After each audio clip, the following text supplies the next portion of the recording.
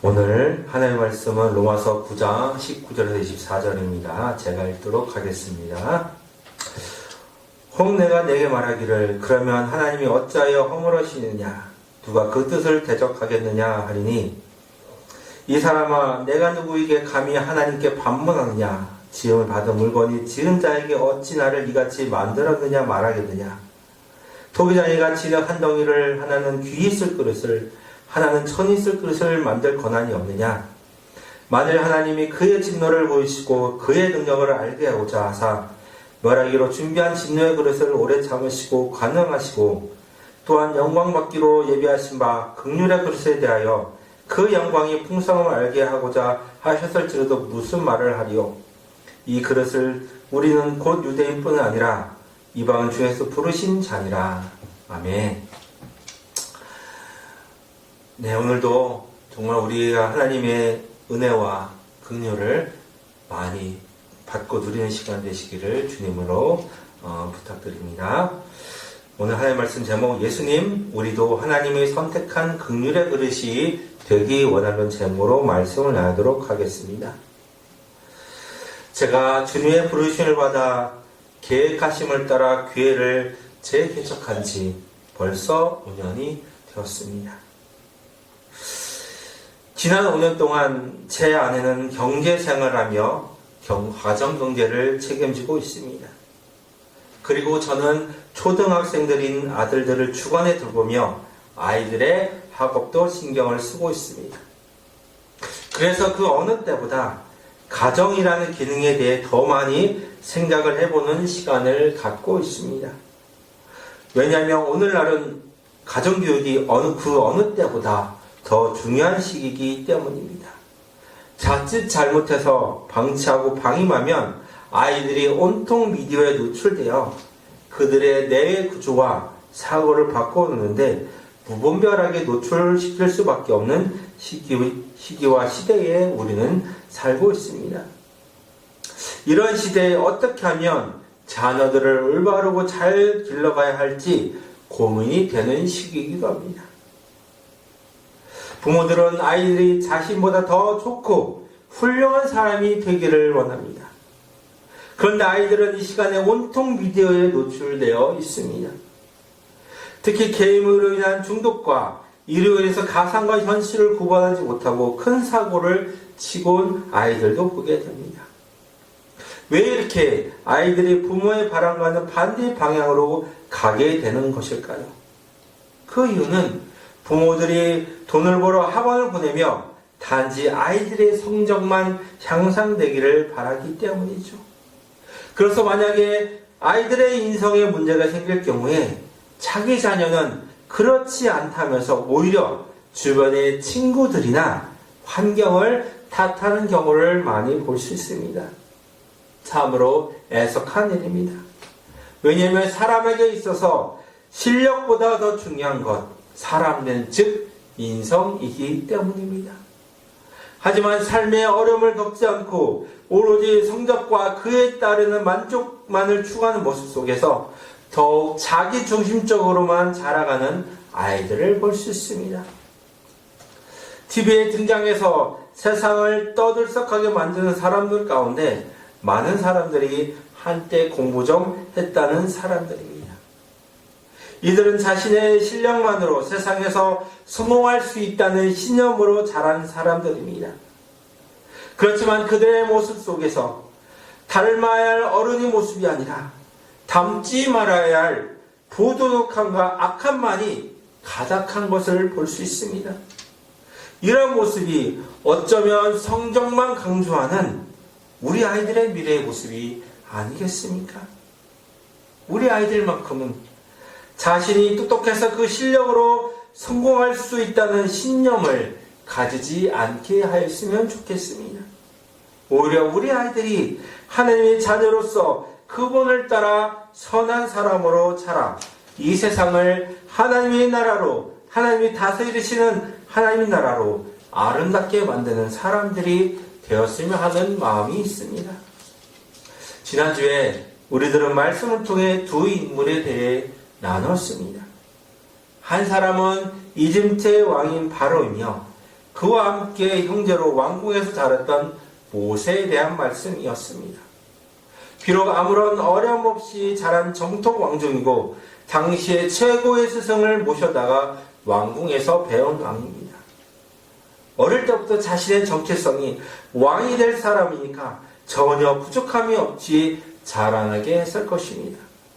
그리고 한 나라의 왕으로 서게 되었을 때 그의 앞에는 아무런 것도 거칠 것이 없는 것을 산 사람이었습니다. 하지만 그의 앞에 40년간 동고동락하고 자라고 40년 동안 광야생활을 하다가 80세의 노인이 되어 나타난 모세 앞에서 그만 어려움을 당하게 됩니다. 그렇다면 바로가 모세 앞에서 어려움을 당한 단 한 가지의 이유가 무엇이었겠습니까? 그것은 하나님이 선택한 백성인 이스라엘을 포로에서 놓아준 일 앞에 어려움을 당하게 되었었습니다. 그가 하나님 앞에서 낮아지지 않고 교만함으로 서게 되었을 때 10번의 재앙을 통해 하나님은 바로의 교만을 완전히 낮추시고 꺾으시는 일을 행하셨습니다. 하나님은 바로 왕에게 왕국에서 배운 이 세상 최고의 학문과 그 실력만으로는 살아갈 수 없다는 것을 알려주시기 위함이었습니다. 하나님은 세상의 최고의 가치고 최고로 여기는 실력과 부와 명예로 끝까지 성공한 인생을 살 수 없다는 사실을 바로에게 몸소 체험케 하셨습니다. 그리고 바로가 가장 소중하게 여기는 것들이 전부 풀과 같이 태양에 뜨면 그 뜨거운 열에 사그러져 사라지듯 허무한 것임을 알려주시기 위함이었습니다. 때로는 모세 앞에서 하나님의 존재를 세상에 알리는데 사용된 인물이 바로입니다.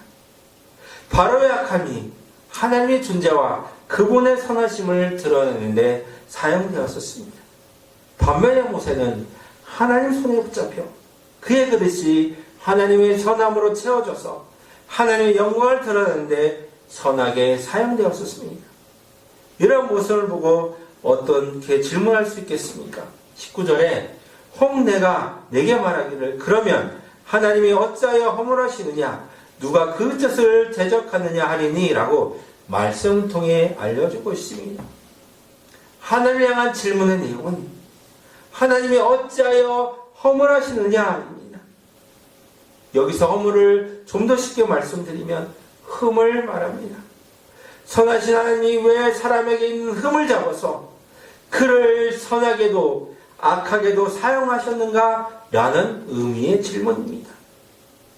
하나님이 사람을 보기에 한낱 하나님을 거역한 죄인에도 불구하고 어떤 사람은 그 흠에도 불구하고 선하게 사용하시고 다른 사람은 악하게 사용하시는가?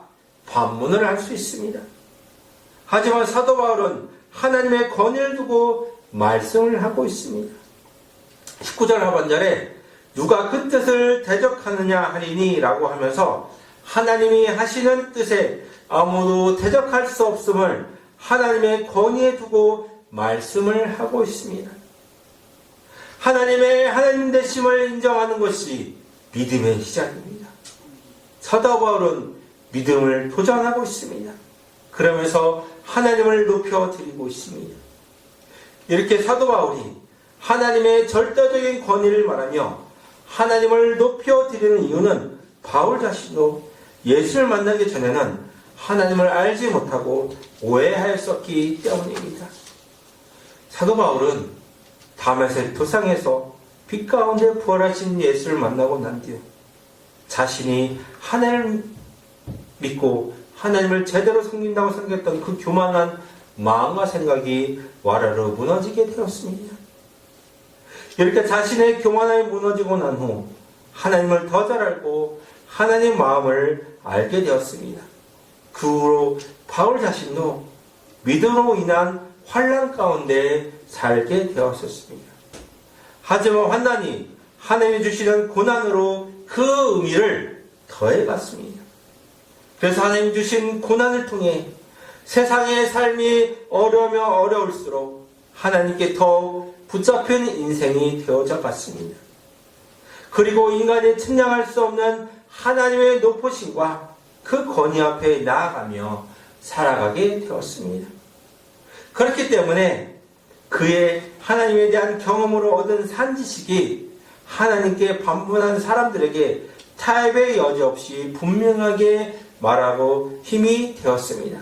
그래서 20절에 이 사람아 내가 누구에게 감히 하나님께 반문하느냐 지음을 받은 물건이 지음 자에게 어찌 나를 이같이 만들었느냐 말하겠느냐 대답을 하며 하나님께 말려야 할 수 없음을 강력하게 알려주고 있습니다.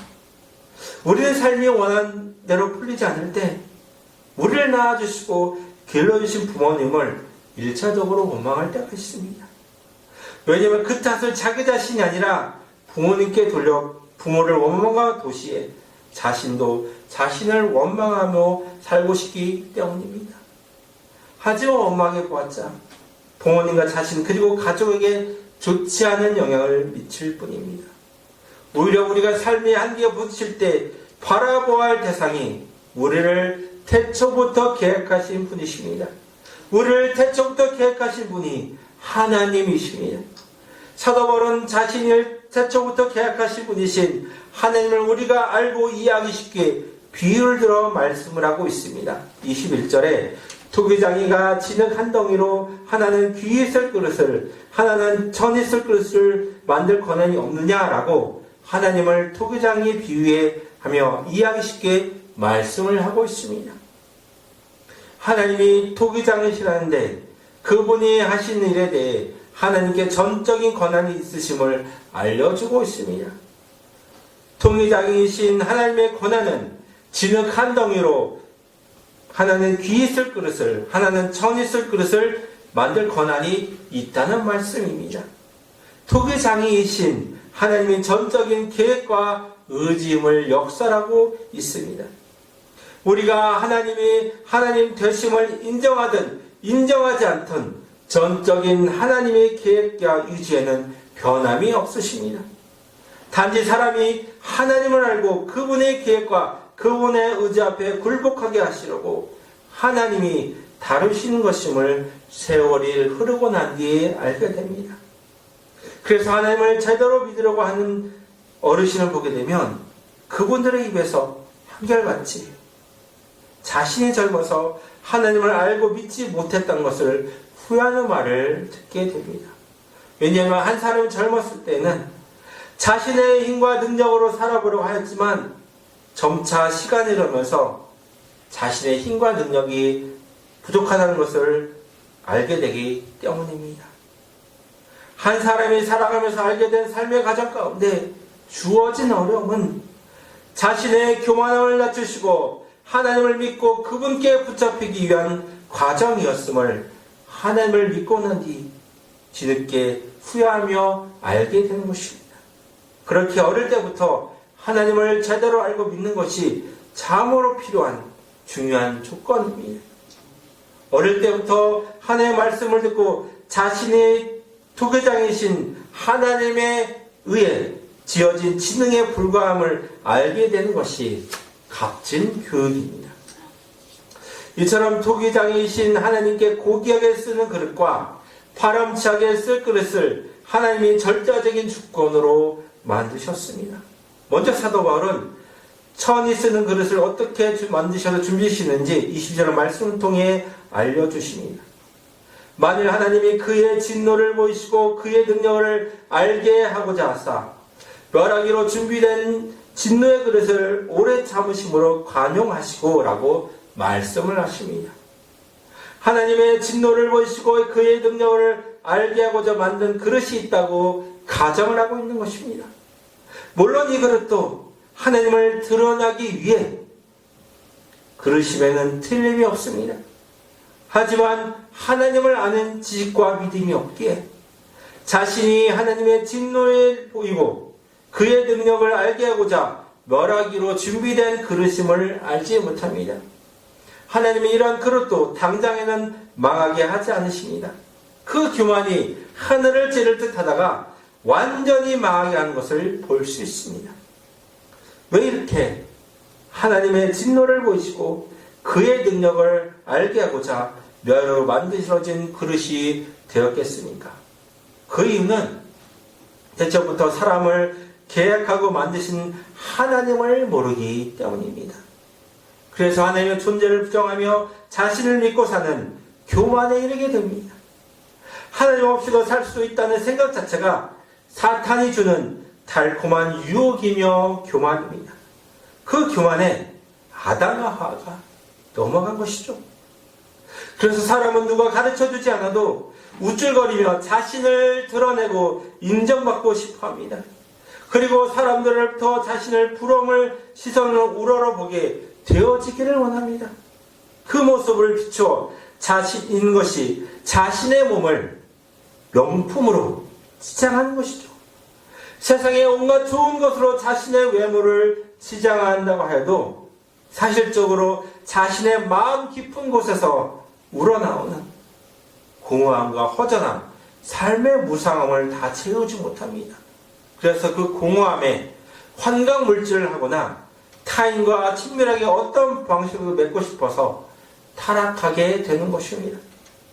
자신의 실력과 부와 명예를 믿고 살아가면서 지은 죄가 온 천하만방에 드러나고 공들어 쌓은 탑이 한 번에 무너지고 존재가 사라진 일들을 많이 볼 수 있습니다.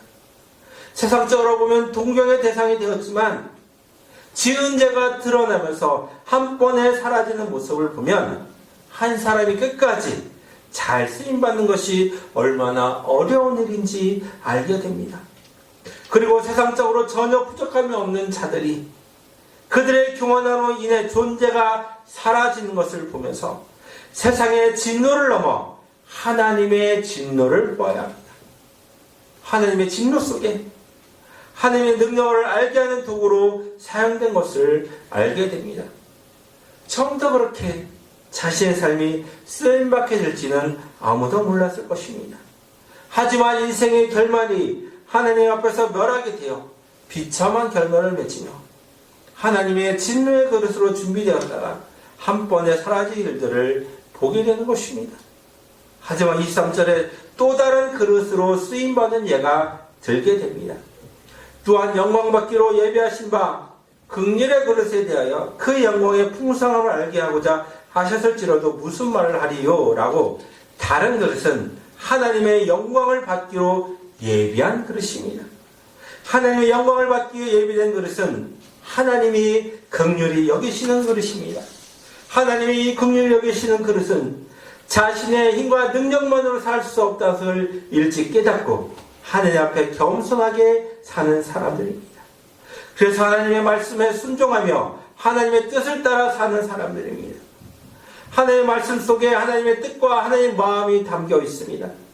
하나님의 뜻과 하나님의 마음은 세상에서 자신의 힘으로 사는 이 능력자의 삶이 아니라 순간순간 하나님의 도움이 없다면 살아갈 수 없다고 하나님께 기도하며 하나님의 긍휼을 구하는 자입니다. 동시에 세상에서 깨어지고 아파하는 연약한 사람들을 돕고 함께 살고자 하는 이 마음을 지닌 사람입니다. 이렇게 연약함 속에 담겨있는 하나님의 긍휼과 은혜의 풍성함이 있습니다. 왜냐하면 하나님은 자신의 능력과 지식과 부와 명예를 믿고 살아가는 사람들에게는 역사하시지 않기 때문입니다. 저와 여러분이 함께 알아야 할 사실은 하나님이 귀하게 쓰시는 그릇은 세상의 기준에 발발에 응답하며 맞춰 사는 사람이 아니란 사실입니다. 오히려 세상의 기준에 늦게 응답하며 맞추더라도 하나님이 원하시는 기준에 맞추는 삶이 더 중요하다는 사실입니다. 왜냐하면 하나님의 기준에 맞춘 삶이 그 인생의 결말이 아름답게 끝나기 때문이죠. 그리고 그러한 사람들에게는 하나님의 긍휼이 함께해서 하나님의 영광의 풍성함을 드러내는 삶으로 하나님 앞에 붙잡혀 사용되어지는 것을 보게 됩니다. 그렇다면 하나님의 영광을 드러내는 풍성함을 드러나기 위해 하나님의 긍휼을 잊기 위한 선택된 그릇은 누구일까요? 24절에 이 그릇은 우리니 곧 유대인 중에서뿐만 아니라 이방인 중에서도 부르신 자니라고 말씀 통해 알려주고 있습니다. 그 그릇, 우리라고 분명하게 알려주고 있습니다. 우리가 하나님의 영광의 풍성함을 드러내기 위해 부르심을 입은 사람들입니다. 하나님의 긍휼을 입은 자들입니다. 하나님의 긍휼을 입은 자로 선택된 우리는 하나님의 주님의 손과 발이 되어 하나님의 영광의 풍성함을 나타내는 도구가 되어야 함을 알려주고 있습니다. 2013년에 힐링캠프에 닉 부이치체라는 분이 오셔서 그의 삶에 대해 강연한 적이 있습니다. 그 프로그램을 시청했던 사람들은 많은 것을 깨닫는 시간이었습니다. 태어날 때부터 두 팔과 두 다리가 없고 몸통에 두 발바닥에 두 개의 발가락이 전부인 사람이었습니다. 그는 자신의 모습을 보고 아주 절망하며 죽으려고 활동합니다. 하지만 하나님께서 그를 일으켜 세워주셨고 하나님의 긍휼을 입은 그를 선택되어 사람을 살리는 일에 하나님 앞에 쓰임받는 인생이 되었음을 잘 알게 됩니다. 비록 세상이 평범한 육체의 기준을 내세우는 것조차 갖추지 못했지만 그가 가는 곳마다, 그가 말하고 움직이는 곳마다 죽었던 생명이 살아나고 그로 인해 하나님의 영광이 드러나는 풍성함을 드러나는 일을 경험하게 됩니다. 우리도 우리 자신과 자녀들이 하나님의 긍휼을 잊게 선택된 사람으로서 하나님의 영광의 풍성함을 나타내기 위해 쓰임받게 도와달라고 기도해야 하겠습니다. 그래서 우리 자신만 하는 것이 아니라 연약한 이웃을 하나님의 사람으로 돌보며 주님의 손과 발이 되어 쓰임받다가 하나님의 영광을 드러내는데 하나님께 쓰임받는 귀한 것이 되는 국민의 성도가 되시기를 소망하며 기도합니다. 기도하겠습니다. 하나님 아버지, 정말 세상에 너무나 사는 것이 어렵고 인간의 능력이 아무것도 아님을 우리 너무나 잘 알고 있습니다. 우리가 하나님께 긍휼을 입어 하나님의 영광의 풍성함을 드러내는데 쓰임받는 인생이 되기를 원합니다. 우리가 먼저 주님이 긍휼을 담아내는 그릇이 될 수 있도록 우리가 더욱 주 앞에 낮아지고 십자가 앞에 우리를 철저하게 회개하며 나아가는 한 자녀 되게 도와주시옵소서.